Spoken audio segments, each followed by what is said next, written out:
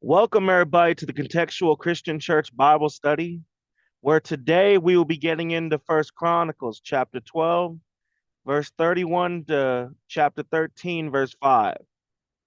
I said that weird. First Chronicles chapter 12, verse 31 to chapter 13, verse 5. And I'll go ahead and pray us in. Everybody bow your heads.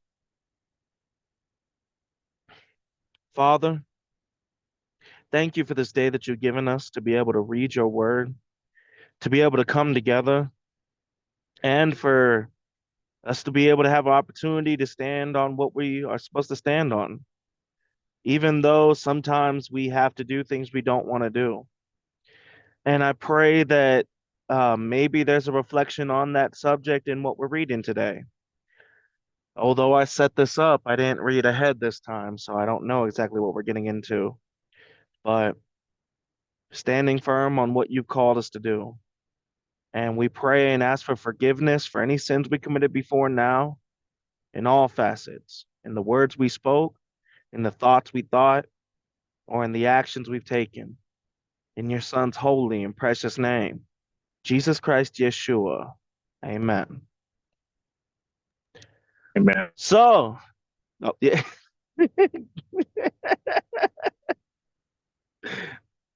That was just good timing for that response. So, last time we had read from verse 16 to 30, and we had basically just continued down the list with the helpers who sided with David even before Saul had died. Back when Saul was coming against David, we brought up the same time when David had fled from Saul to the Philistines, and the Philistines were coming against against Saul. And so David had a king above him in the Philistines that trusted him, but as we brought up, the other Philistines didn't, so they kicked him out. And at that time, after he had been kicked out, there were some people from the tribe of Manasseh, that had joined with David. So we just had a continuation of groups and groups and groups of people coming after David to join with David. And that's basically what was happening the entire time. But it pointed out in 29 that even of the children of Benjamin, even of Saul's family slash relatives, 3,000 came for at this point, because up until this point, they were on Saul's side. But they finally saw the writing on the wall and they joined with David. And then we finished up in verse 30 with the children of Ephraim being totaled at 20,800. So we had started, basically, we started counting up and adding up these people of how many people were going to be siding with David. As now, I'll go ahead and switch it to the first section so that Thomas can go ahead and read. If I can click the right button.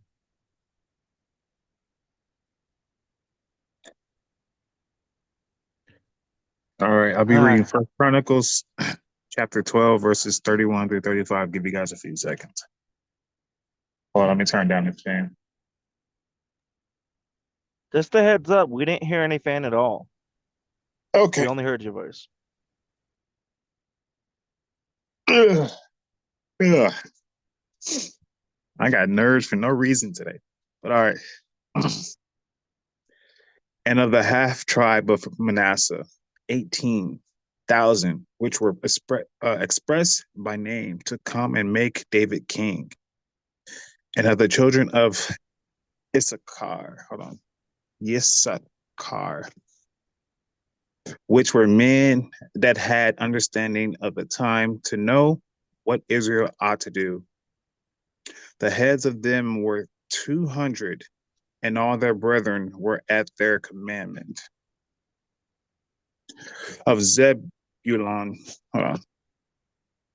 Zebulun.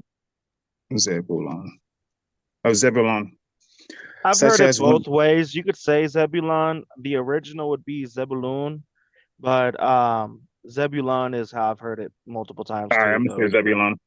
Of Zebulun, such as went forth to battle, experts in war, with all instruments of war. 50,000, which could keep rank, they were not of double heart. And of Naphtali, 1,000 captains, and with them with shields and spears, 30 and 7,000. And of the Dani. Hold on one second. I'm looking at the phonetic. Mm-hmm. Danites? Yeah, Danites. Danites, okay. And other Yeah, Danites, ites is people, E is people, E's from the original, ites is the newer. So same thing. and other Danites experts in were 20 and 8,600. All right. All right, I'm gonna go to verse 1 and read it to myself real quick. I mean at All 31. right. Mhm. When you do go to do your explanation, keep this in mind as you're rereading it.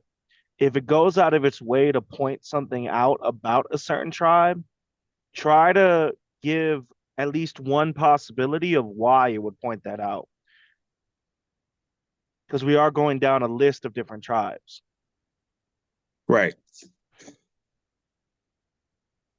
Okay, so in 31, we're just in continuation of all the people who were helping David to take over the Saul's kingdom. So we have here the tribe of Manasseh, which is 18,000 men who were say which were expressed by name to come and make David king. So 18,000 men who were expressed individually by name to come and help David become king over Saul's kingdom. Give an example of what that would mean. What does it mean when it says which were expressed by name? Okay, hold on one second. Mm-hmm.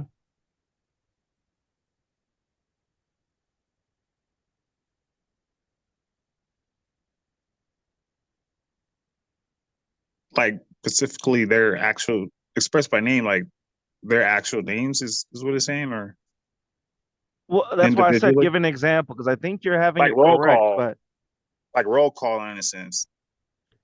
well, that's not an example. That's an explanation. Give me an example of what would be happening here so I can make sure that you understood it correctly. Okay, let me just read it to myself so I can actually not just jump to conclusion. Mm-hmm. Yes.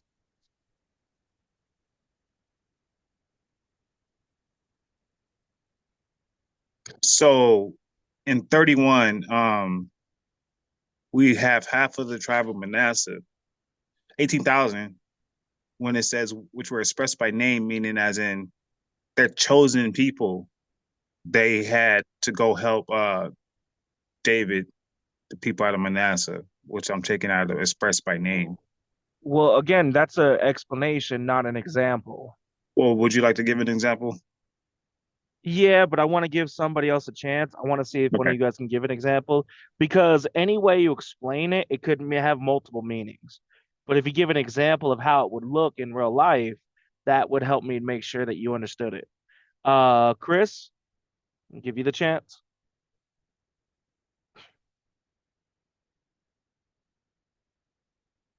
Oh no, he said just listening, right? Yeah, my Yeah, he bad. said just listening. Charles, go ahead. Um, so another way I could use it is I'll say and the half tribe of Manasseh is the Army Rangers. I need Lieutenant Dan, Lieutenant Jane Doe. I need Corporal Bobby. I need Corporal Matt, General Thomas, and I also need Corporal Wiggins. And I'm just naming the soldiers that I need for the Army Rangers, and I'm replacing the Army Rangers with Manasseh. That's what I was. That's the example I'm trying to You're give about close, but express it not by name. quite. Mm, You're like right on the edge too. You're so dang close. But that was is a I? good example, but not quite. You're a little bit off.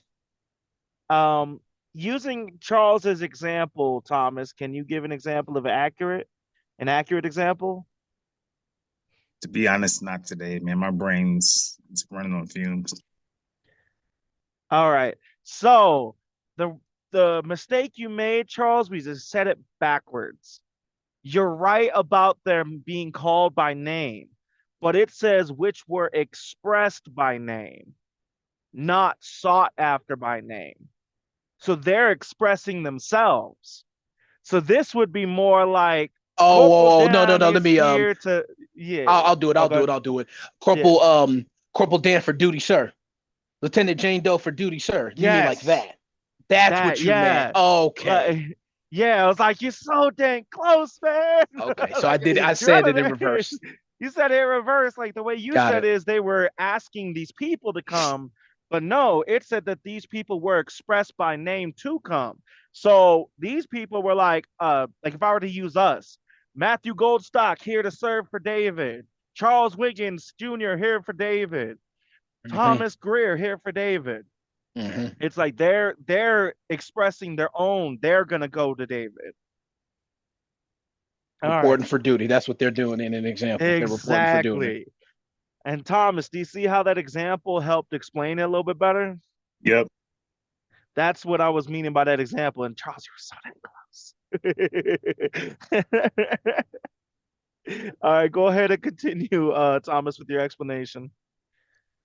Then in 32, we had the children of Issachar, which is and it says here, which were the men that had understanding. So I'm taking it as these are the guys with the brains of the operation. They hold on, I'm gonna continue at the time to know what Israel ought to do. So yeah, they're pretty much the guys who are planning out what to do and how to go about it accordingly. And then it also says here towards the end of 30, No, no, no, no, no, no, no. Good try, but no, no. It didn't say for specifically for war, did it? no, it didn't. Remember not to add. Don't add to it. Try again. I don't even recall saying words. It's foggy my brain is right now. But all right. You didn't say And the then word war, but you talked about them saying what they're about to do and everything, and talk about David's people telling them what to do. They're the brains of the operation, is what you specifically said. Well, the only operation we've talked about is the people of war being ready. But outside of that, this is something else. So keep trying so one more time. the so we have the children of Issachar who come over to help as well. And they just come with advice and on what should be done Not or what they quite. have. Okay. I'm gonna give you one more chance, but before you answer, I want you to think, reread it out loud to yourself, and then think about it. It's a lot simpler than you're making it. And the children of Issachar, which were men that had understanding of the times to know what Israel ought to do. Well, don't forget your pauses in your commas.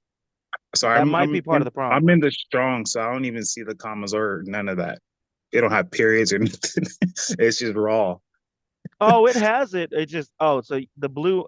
Okay, so if you look at it, let me go back to it. Oh, it's Here after it the is. blue. I see it. Okay.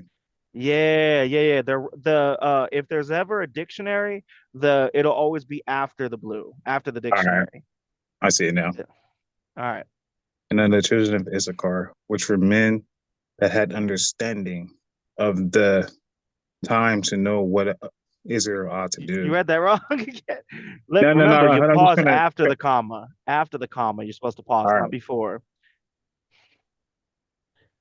So in 32, we have the children of Issachar who come along also to help David, but they have understanding in comparison to everyone else when it comes to what they ought to do uh You're not towards looking at the full Israel. context. That is the third try, though, so I got to get off of that. Let me give somebody else a chance. All right. Charles, what is 32 saying? And of the children of Issachar, which were men that had understanding of the times to know what Israel ought to do. I don't want to re-say what Thomas say, but for the children of Israel, for the children of Issachar, they were the men. It brought up understanding. I could just say knowledge or wisdom. Um, of what's going on in that moment, of that time period, of what's going on in that moment, and what Israel should do when it brought up to know what Israel ought to do. So they also know what Israel should be doing. Is that the part you were talking about? Not quite. You're on the right track, but what is the times of what's happening? The times of supporting David over Saul. Is that what you? There you go. Easier way to say this is a phrase I said in the midst of the summary. What this is pointing out is that the children of Issachar saw the writing on the wall. They knew what time it was. They were smart enough to know what time it was. Exactly. The time of Saul was over. Yeah. You see that, Thomas?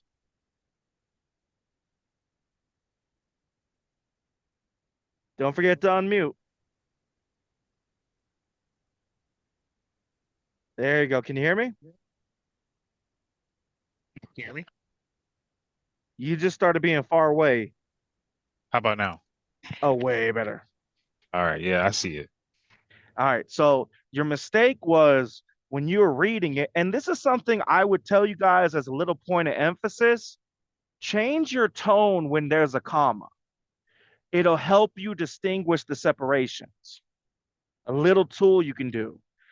See, you guys both read this monotone in the children of Issachar, which were men that had understanding of the times to know what Israel ought to do. The heads of them were 200.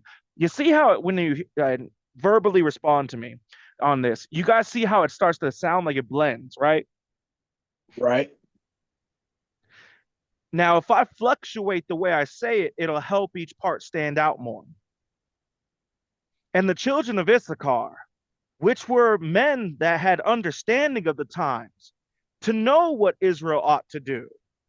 The heads of them were 200, and all their brethren were at their commandment. Notice how every single comma I switched up how I read it, whether a higher pitch, lower pitch. You guys notice that, Thomas and Charles? Yeah. Yes, I hear So it. by doing that, it allows you to hear it where you hear the distinction. It makes it easier to understand. Because if I read it like that, and the children of Issachar, which were men that had understanding of the times, to know what Israel ought to do, the heads of them were 200, and all their brethren were at their commandment. That fluctuation and pause there makes it stand out versus how both of y'all read it, even with the pause. And the children of Issachar, which were men that had understanding of the times, to know what Israel ought to do, the heads of them were 200. You see how that blended together a lot more than the time I read it just before? Right. Right. Can you hear me? Yeah. So this Okay. is why I tell you guys all the time, you need to make your voice more animated.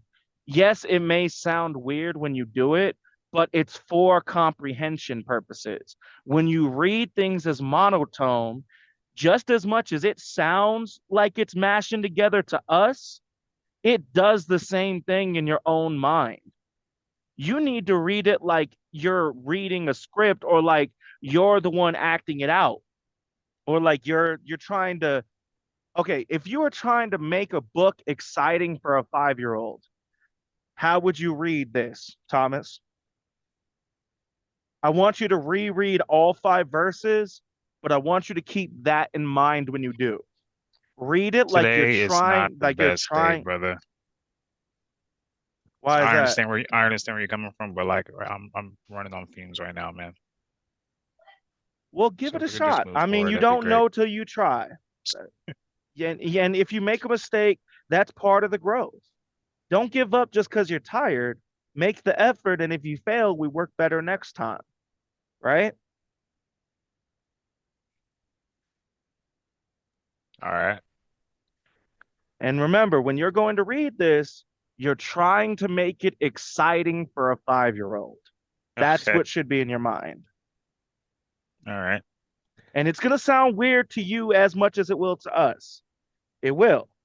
But this is but that purpose of comprehension. This is why we do that. This is why I do that.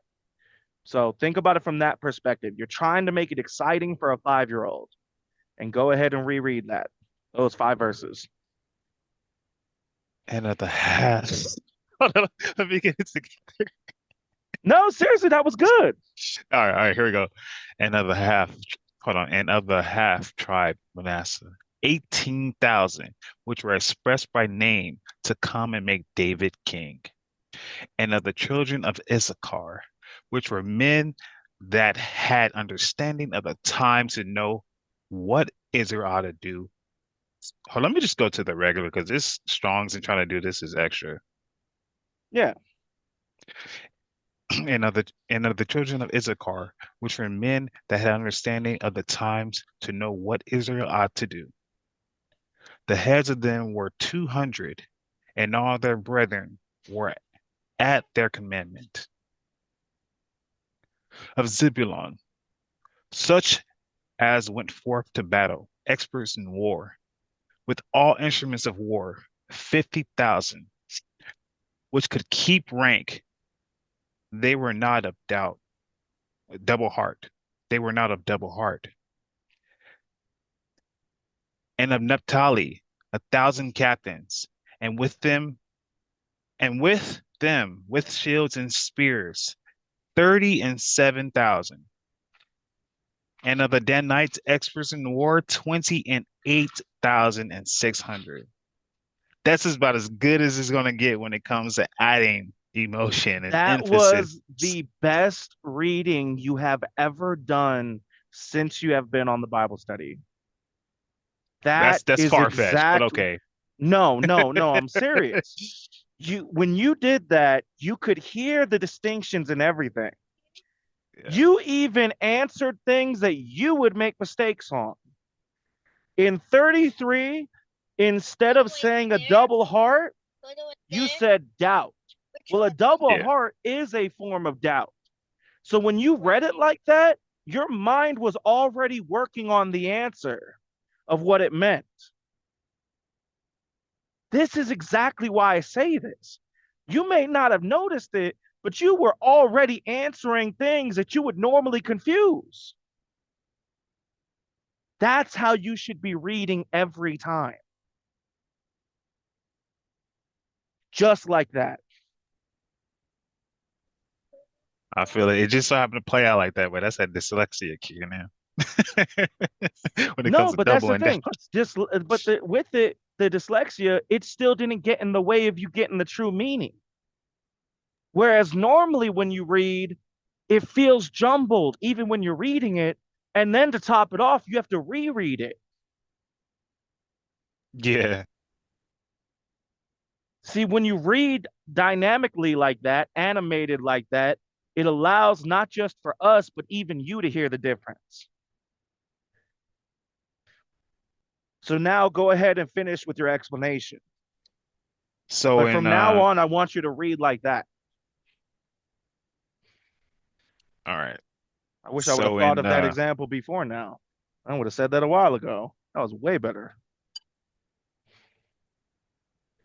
so in 33, we have the tribe, we have the people of Zebulun, uh, who also join this battle, and they're experts at it. And they got all the bells and whistles when it comes to war. They got all the instruments of war, meaning as in equipment, swords, shields, spears. And there was 50,000 of them, which which could keep rank. And there was 50,000 of them, and they were not double-hearted, meaning like they had like no doubt in what they wanted. They were gonna go for it, and that's exactly what they did. They wanted to help David, and that's exactly what they did. Exactly. Next Yeah. one. And then let me read it to myself. Mm-hmm. And of Naphtali, 1,000 captains. And with Wait. hold on one second. Mm-hmm. Isaiah, can you go downstairs, please? Yeah, I will eat in a second. Go downstairs.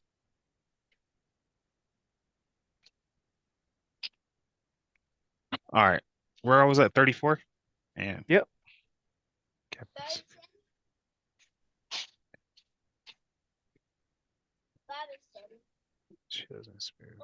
And so then we have the people of Natali.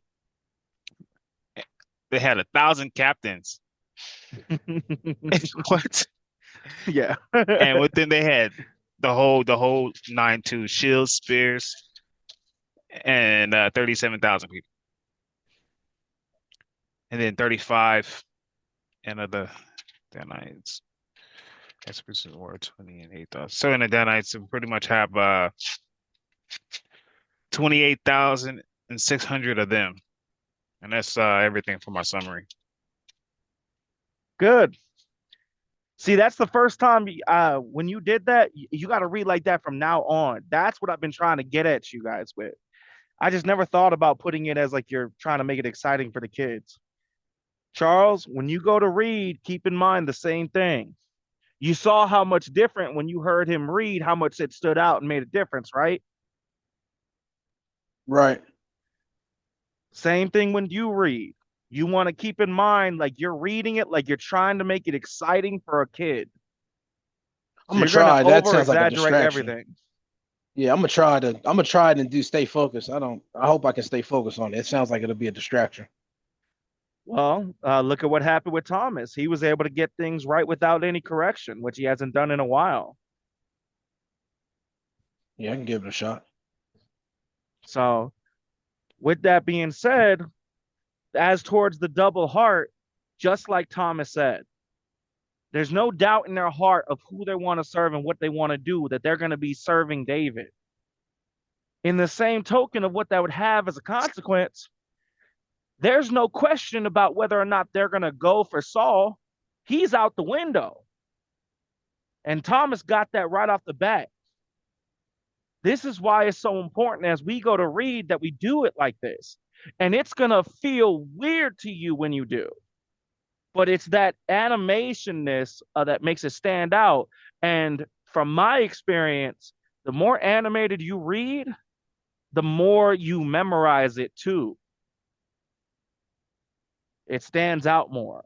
So, with all that being said, Thomas, good job on that. As I'll go ahead and Thank switch you. it to the second section. Definitely. Does anybody have any questions or comments as I switch to the second section? All right, then go ahead, Charles, when you're ready. All right, I'll be reading First Chronicles chapter 12, verses 36 to 40. I'm gonna give it a couple seconds.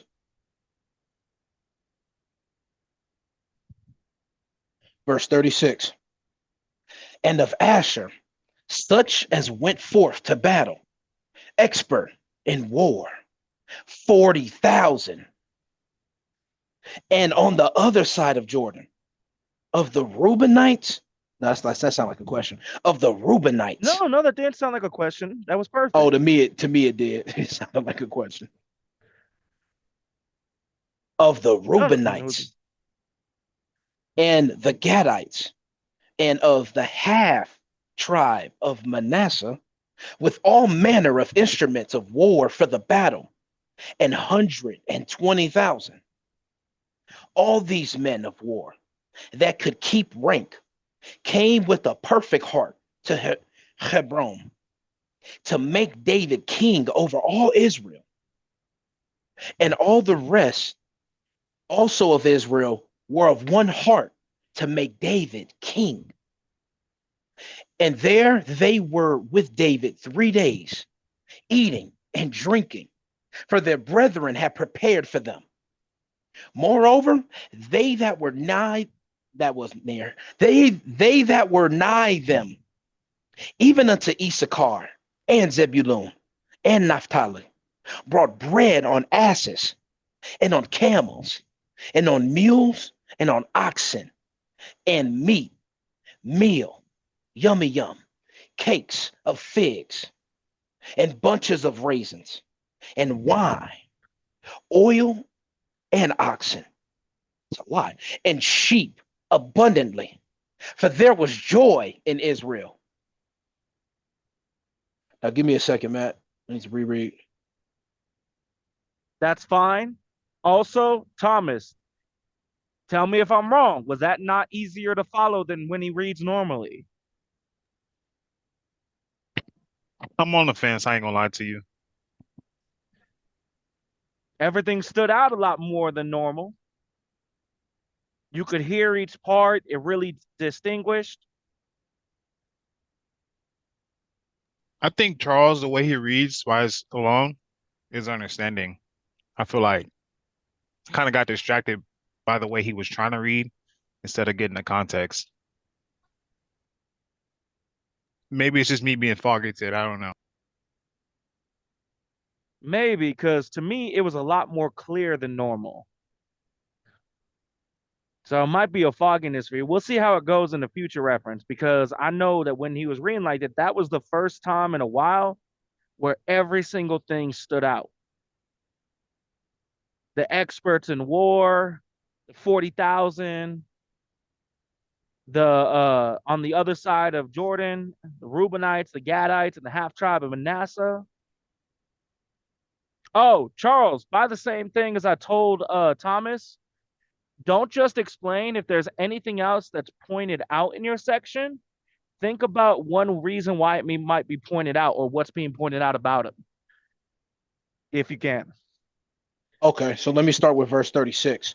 Now we're on the tribe of Asher that we're gonna go out to battle. It's now when it brings up expert in war, at first I was thinking about like when we the way we use expert, not a rookie, not a novice. But when I go to the Strongs, it's totally different than the way we use it.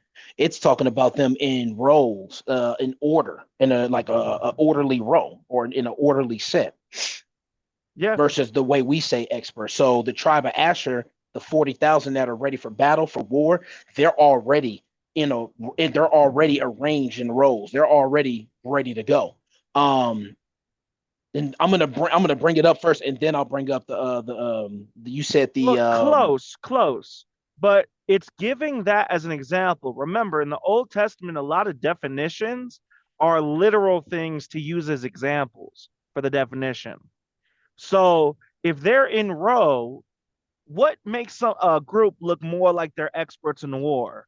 A group that's just standing around, or a group that's in ordered road, organized that looks organized? organized. Yeah, like when you guys seen it on the news when China puts they do their showcase and all the troops do the same thing, they move the same way. They're walking and looking at the president all at the same time, which it ends up messy anyway. They don't show you the messy part, but initially it shows them it all in a row, all in order. They look put together. Initially. So Exactly. that's what I'll say with Asher. The 40,000 that are ready for war and for battle, they're put to then I could use expert then in that sense. Then they do look like experts because they're arranged, they're in a row, they look like they know what they're doing. Or that's the Exactly. way the writer's writing it for the tribe of Asher. Yeah, you got a point. They would be experts then if they had it set up that way. The way this the same way we use experts. And Now, then in before you verse continue, I gotta give one correction on somebody real quick. Thomas, remember I said people cannot see what's in your chat. So if you want to add something, you need to raise your hand so I can call on you to say it verbally so that people can hear it on the video later. Roger that. You want me to say it right now? Yeah, Just militantly. That's how it good. shows. Yep. yeah, that's another thing I can bring Exactly. up too with that. Good. Now remember, always, if you guys have something to say, you can't be doing it on the chat, because when we post the video, people won't see what's on your chat. And they need to hear it, because what you say could make it more clear for somebody else. So always raise your hand to speak. Don't type it in the chat. Even when I say the congratulations part. Yeah. Okay, congratulations, Thomas. Before I get into the rest of And it. if there's something that you wanna say to somebody else, just raise your hand and write down on a piece of paper or something what you want to say, and I'll call on you afterwards, or after each section. That Okay. way we can hear it, because it's cool. It's good to hear the congratulations. I mean, it shows what kind of church we are. You don't just correct somebody when they're in the wrong. We congratulate them when they do good. But if people don't hear that on there, the only thing they're hearing is correction, then, right? In which Right. case, it looks like a judgmental church instead of a learning church. Right. So go ahead and continue then. All right. Verse 37. Now we're Oh, getting wait, into the actually, my bad, my bad. One other thing. If you want to comment about a certain verse, say the verse number in the chat. So I know to call on you before we get to it. All right, Thomas? So I don't wait until it's all finished. Roger. So like in that experience, you would say 36 and raise your hand. All right, go ahead, Charles. okay. Verse 37. On the other side of Jordan, now we're finally getting into the Reubenites, the Gadites, and the other half tribe of Manasseh. And it brings up that they had all manner of instruments of war, so the weapons of war for battle, and they had 120. Oh yeah, it is 2.5 tribes. So they had 120,000 ready to go for war. Now, verse 38.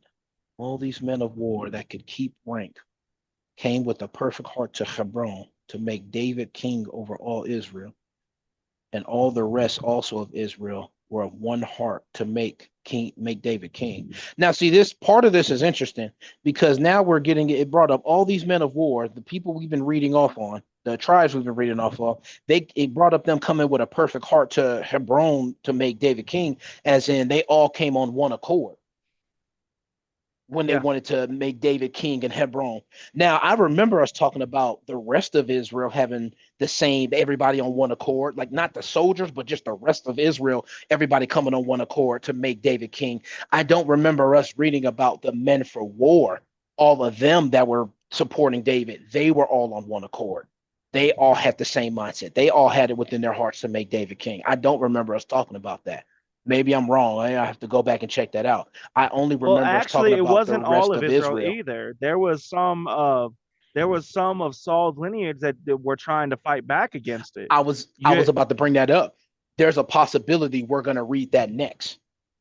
possibly, possibly. There's a because we did read about those that were like, no, we can't let this happen. And he was king.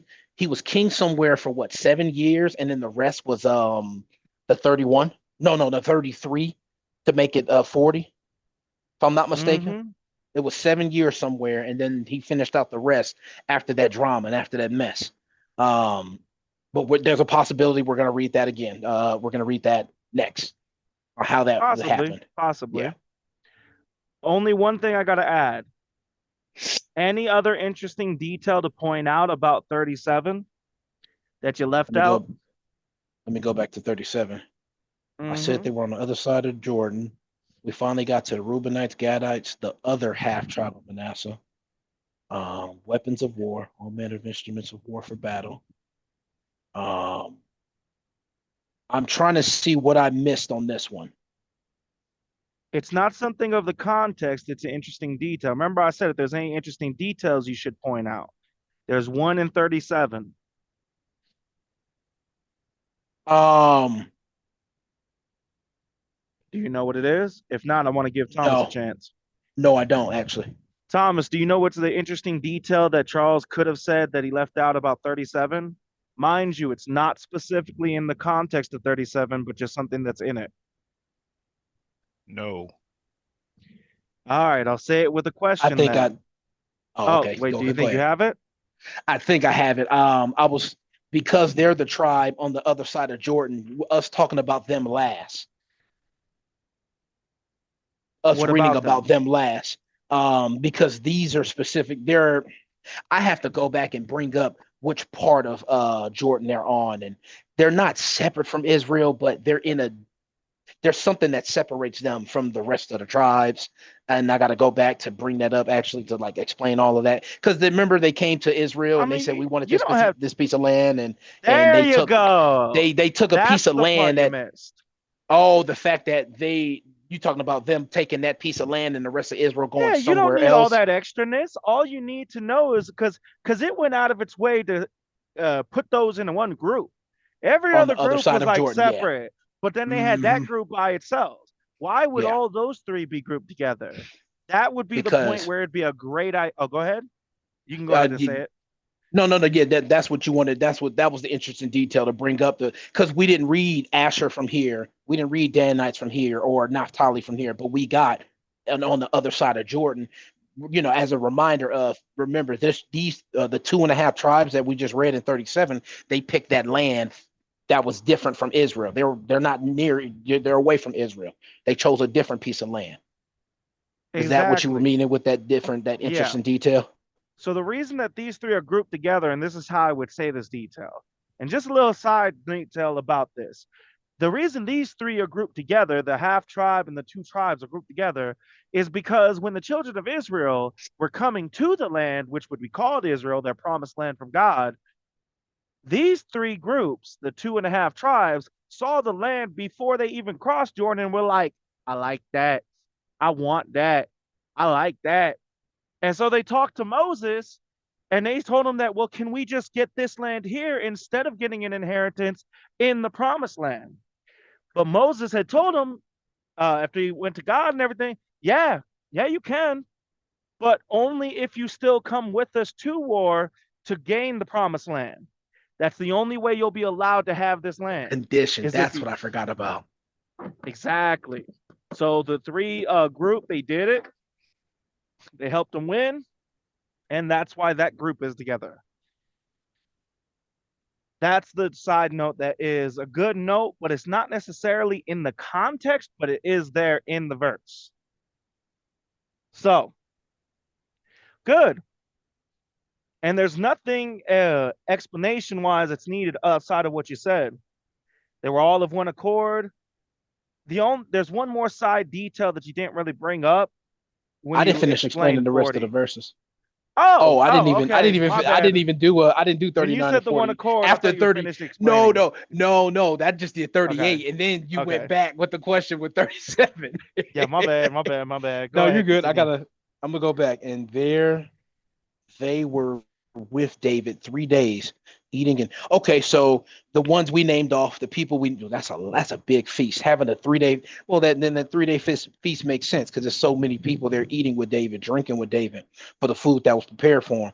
And then verse 40, let me read this. Moreover, they that were nigh, which is near them, even unto Issachar and Zebulun and Naphtali, brought bread on asses and on camels and on mules and on oxen and on meal, cakes.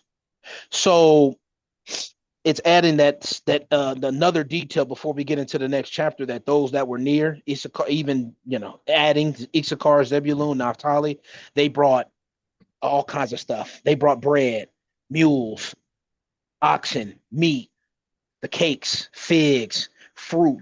I'll just say raisins, wine, oil.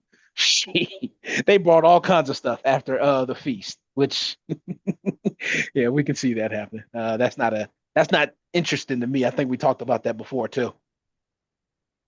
There is an interesting part to point out in that, though. There's a specific word that you should point out because it has to do with the context of a false doctrine. What word should you point out, Charles? That deals with a false doctrine. Yep. I don't know out of this one. All right, Thomas, give you the chance. There's something in verse 40 that debunks a false doctrine.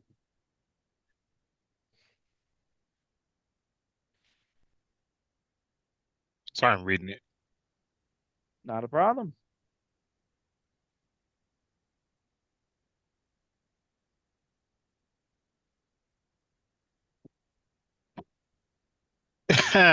um, I really don't want to guess.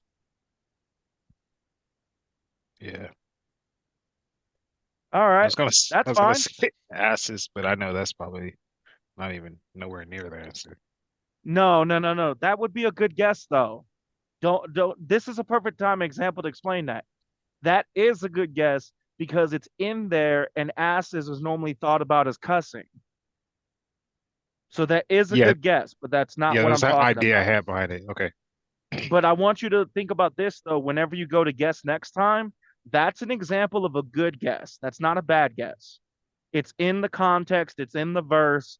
It's just not what I'm looking for. So it may be incorrect, but that wasn't a bad guess at all. That's what I'm talking about when you go to guess, when you go to try to think of something. When it's in the context like that and it's a possibility like that, definitely guess it because it might be right. It's only if it's outside of context or the context debunks the idea. That's what you need to check and make sure before you give a guess of whether or not it's a pointless guess. Is it already debunked in what was read, or is it completely out of the book, not even in the verse? If either of those is true, keep it silent. But in this instance, or if it's in the verse, in the context, and it's not debunked, then maybe it's a possibility. And it's a good guess to give. The word in the debunk is the word wine. Just a heads up.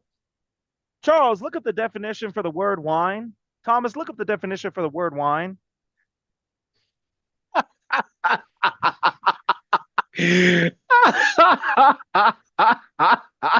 Why? Yep. Oh man. From an unused root meaning to evervents, wine as fermented by implication. I can't read. Intoxication, banqueting, wine bibber. So we're talking about alcohol in this Yeah. party. Go ahead. They're drinking. But I thought drinking was a sin. If you're at a party and you're having drinks, it's a sin. No, it depends on how you go about it. Depends on how you take care of things. Now, what is the number for that word? You mean that blue number that's next to it? H3196. Mm-hmm. Oh, Thomas just H3196. H496. Now, oh, H3196. H3196. Now, I want you, Thomas, to go to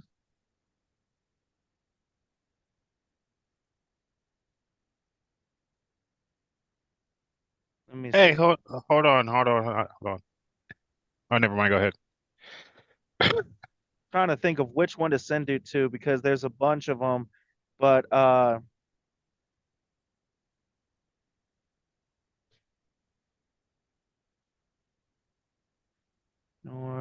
I mean that's a good one, but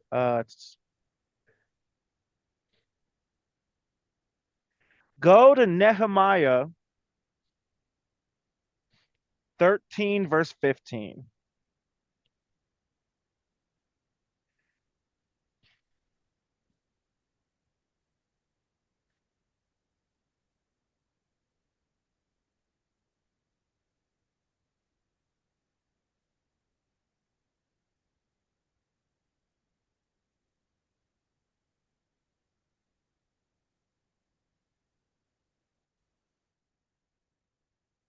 Have you gone there?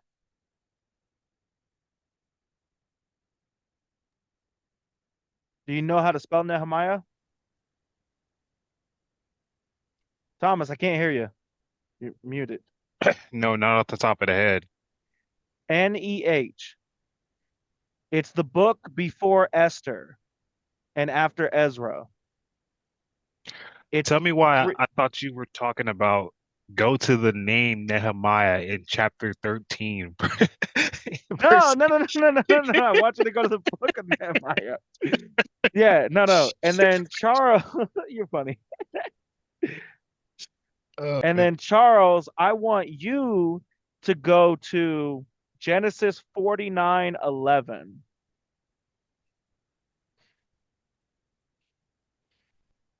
What was the chapter and I'm verse? there. For Thomas's, it was Nehemiah chapter 13, verse 15. Now, I want Thomas to read his and then look up the word wine and then the word grapes and say the numbers that they have for the dictionary definition first before you look up each one after you read the verse. Okay.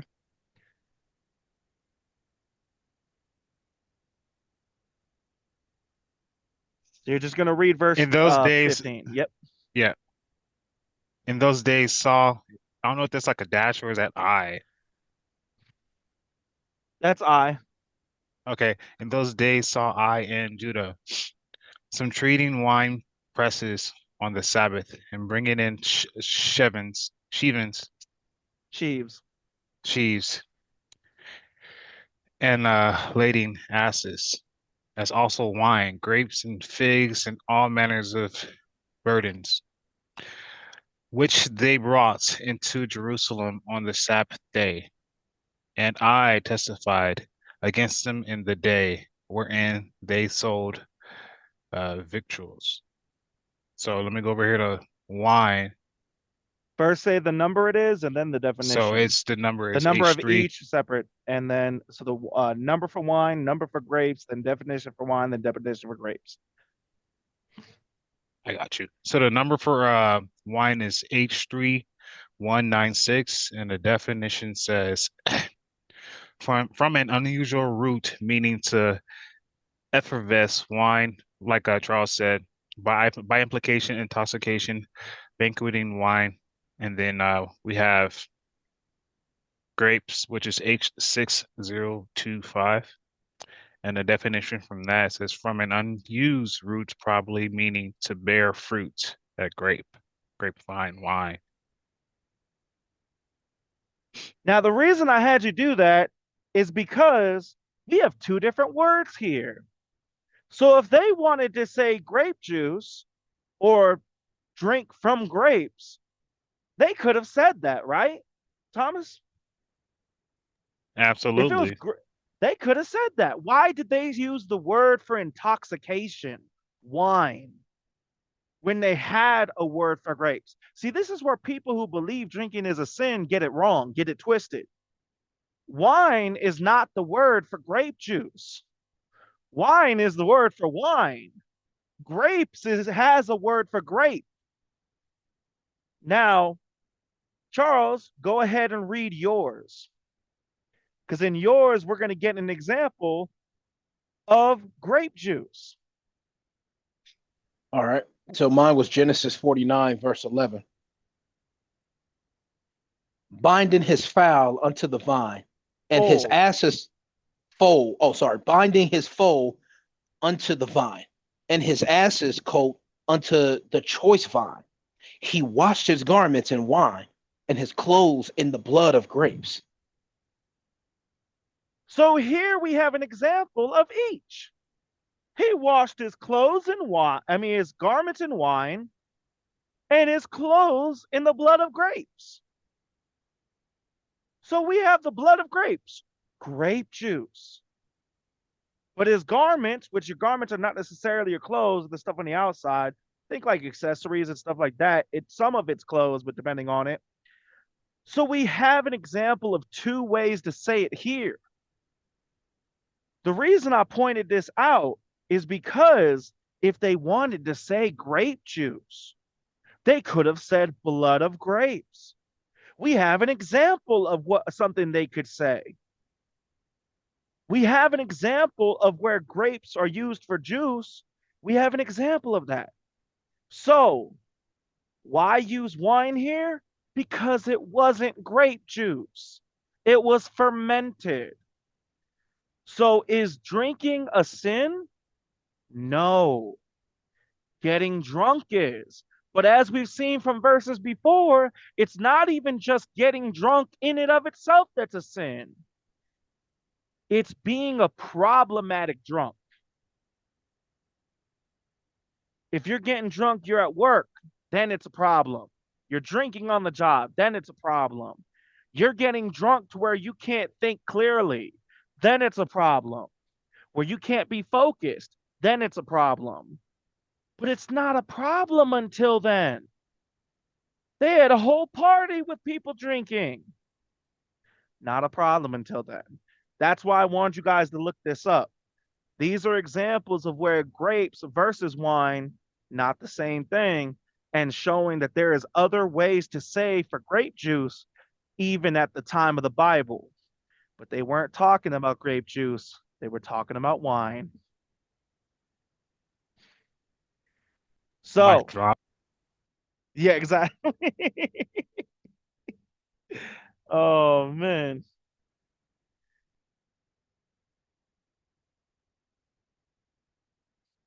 Now I'll go ahead and switch it to the final section. Does anybody have any comments or questions before we go to the final section?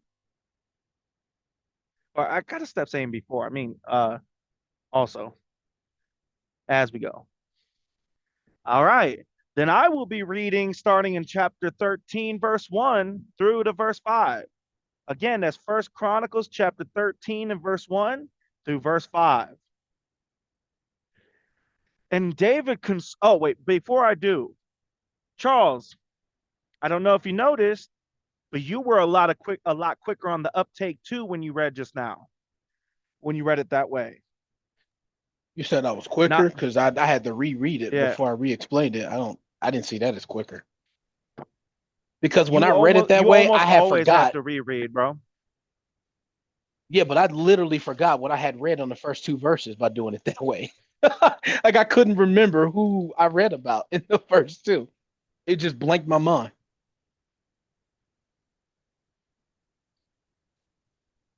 I think you're That's why it's overestimating how you normally do things.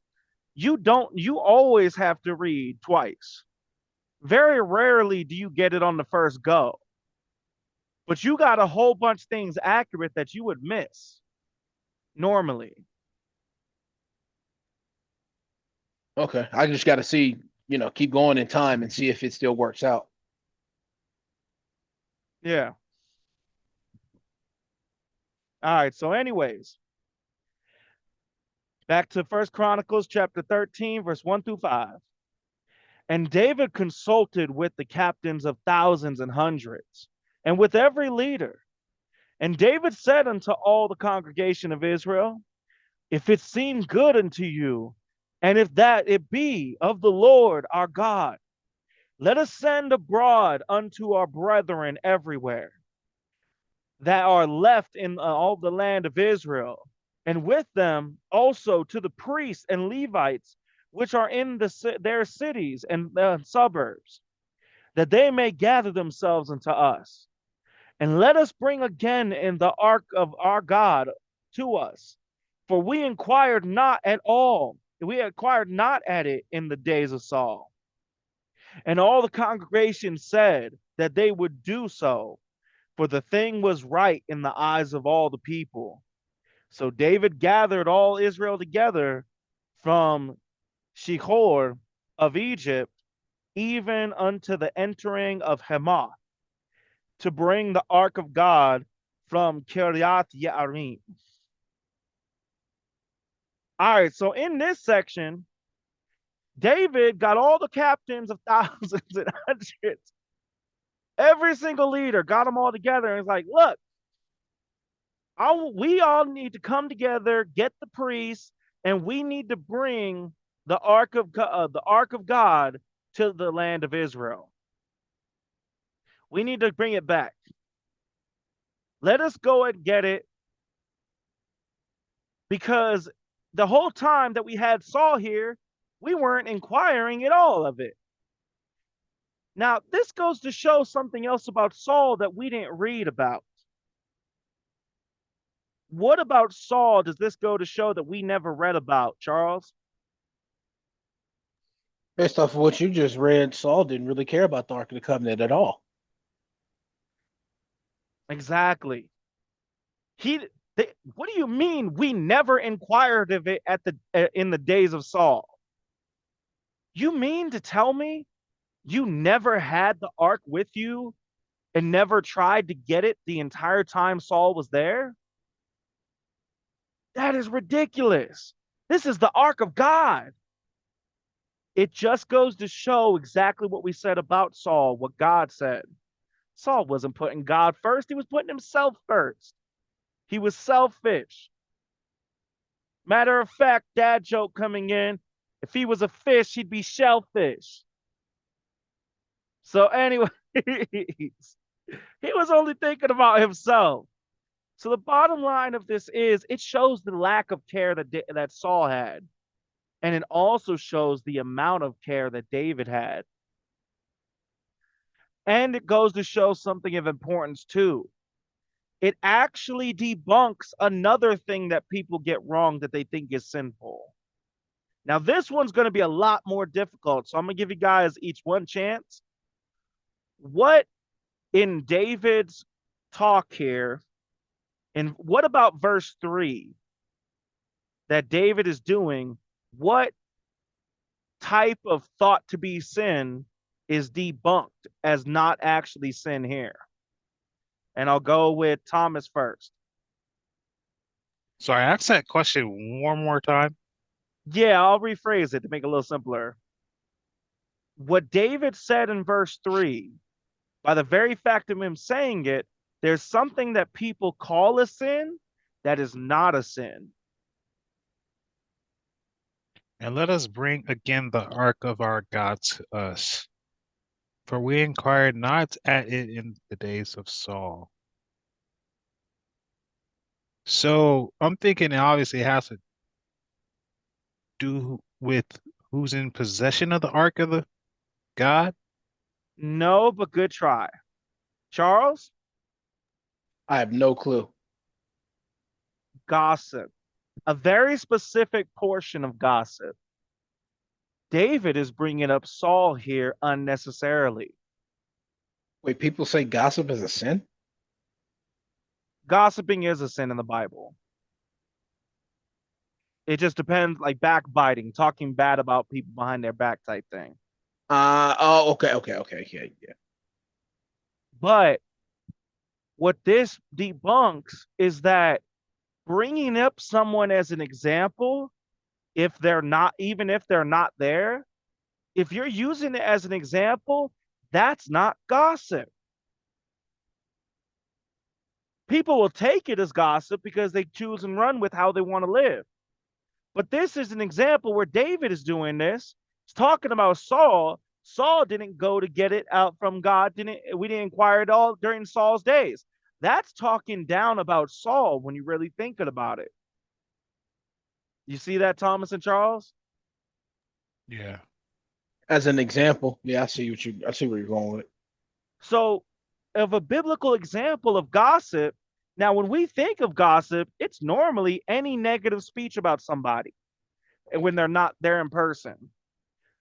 But as we see from this example, if you're just bringing up their name to explain a point, that's not gossip. David is doing that here. He's not just talking about Saul just for the sake of talking. He's bringing up as an example of why they need to get the Ark of the Covenant. We need to get it because we need to have it. We didn't get a chance to do it the whole time Saul was here. So we see a separation of gossip from one side, just talking about people to talk about them, versus another side bringing someone up to the point of using them as an example for something. That's another debunked thing. Because, as an example with Thomas, and this example never happened, but I'm just going to use it as a question to prove the point. Thomas, if you heard me bringing up that, and Thomas, as a father of his son, has a lot of things that he's doing good, but he got some things to work on. And this is what I talk about with godly parenting. If you heard me saying that, talking to somebody else, how would you take that? You would take that as gossip, right? Yep. That's how we would normally take it. But in that example, what it shows is the motivation matters. Why you're bringing them up matters. If I heard Thomas saying to somebody else that, Matt, don't get me wrong, he's a good leader and he's a good teacher, but he really should work on as an example of leadership, he's not a great example of a leadership when it comes to being gentle on somebody. There are better examples for that. Matthew can be real harsh sometimes. And for me and other people, I would desire or I would like it if he was actually more gentle in how he corrects. That example right there If I don't understand what is going on here with David as an example, I could look at that as if Thomas is gossiping about me. But here's the other part of it at the same thing. Does everybody know that Saul did this, Thomas? Is this some confusion thing that is like hidden that they didn't have the Ark of Covenant during Saul time? Don't forget to unmute. Yeah. No. Exactly. That's the second part of it. And this is something that I always make a distinguish as between gossip versus explaining something. Thomas feels that I need to be more gentle in my correction. Has Thomas ever told that to me? Is it something that's well known that I can be harsh sometimes in my correction? In this example, if it's something that's well known or he's talked to me about it already, it's not gossip. But Charles, what if Thomas in this example had never talked to me about being harsh in my correction? Would it Then still not be gossip? you could take it as gossip if he didn't talk to you about it. If you're the last, especially if like you're the last to know, like in most situations we deal with nowadays. Exactly. So if he didn't tell me first or talk to me about it, now it is gossip because he never came to me about it. He's just talking about me behind my back. And that's all it is just to talk.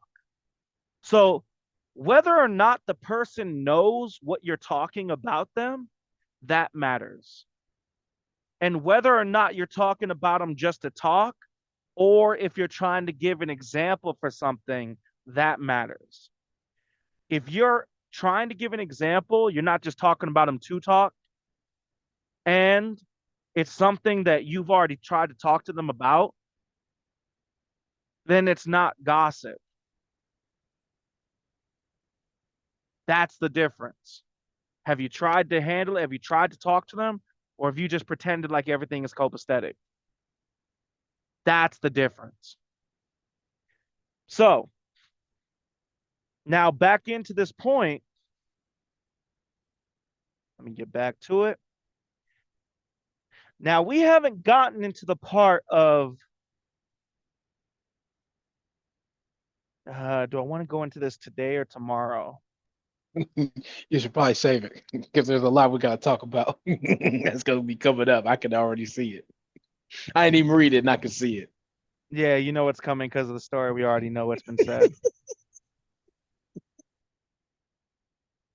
All right, I'll save it for tomorrow. Oh no, not tomorrow, Monday. Tomorrow is Sunday. So, anyways, I'll save it for Monday. So, at this point, what we finished with in my section was all of Israel was gathered together to go get the Ark of the Covenant, the Ark of God. As right now, it is not with the children of Israel. So, Thomas and Charles, do you understand the two debunks and the difference between them? Yes. One regarding wine and one regarding the gossip. Got you. All right. And Charles?